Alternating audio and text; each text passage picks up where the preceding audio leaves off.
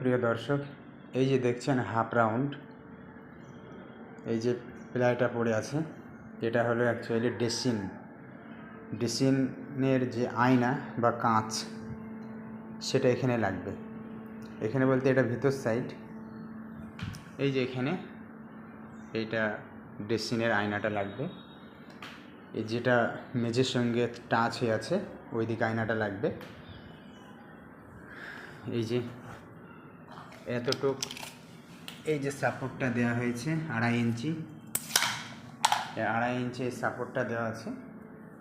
এইটা মানে জেগে থাকবে, মানে এটা হাইট হয়ে থাকবে এই পজিশনে।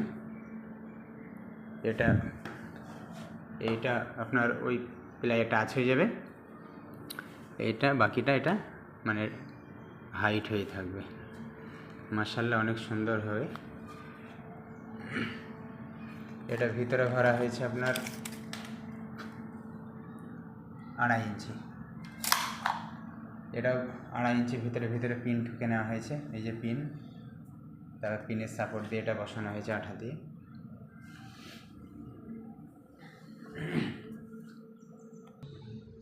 এটা হাইট আছে 5 ফুট, এভিডি থেকে ওভিডি পর্যন্ত হাইট আছে 5 ফুট। আর এর চওড়া আছে 30 ইঞ্চি, 30 ইঞ্চি চওড়া।